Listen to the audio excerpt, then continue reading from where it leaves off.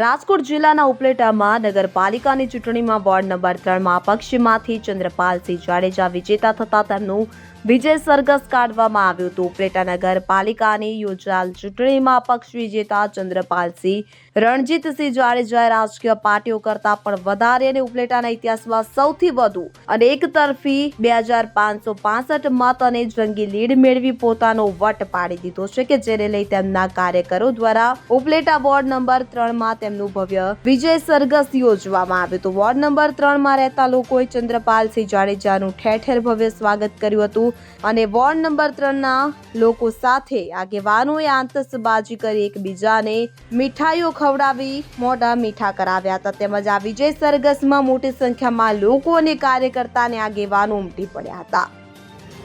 મારું નામ ચંદ્રપાલસિંહ રણુભા જાડેજા.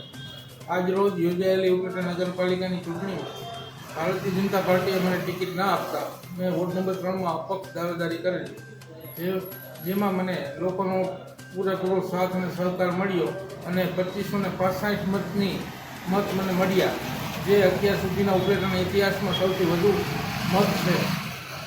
એ મતદારોનો ખૂબ ખૂબ હૃદયપૂર્વક આભાર માનું છું. તમે ક્યાં ક્યાં સરઘસ કાઢી? આજ રોજ અમે વોર્ડ નંબર 3ના સમગ્ર વિસ્તારમાં ઘરે ઘરે જઈ અને મતદારોનો આભાર માન્યો અને બધા લોકોનો સાથ સહકાર અમને મળ્યો.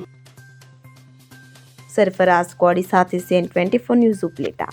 હવે જુઓ દેશ દુનિયાની તમામ ખબરો તમારી આંગળીના ટેરવે. ઉઠાવો મોબાઈલ અને Google Play Store પરથી ડાઉનલોડ કરો અમારી CN24 ન્યૂઝ મોબાઈલ એપ.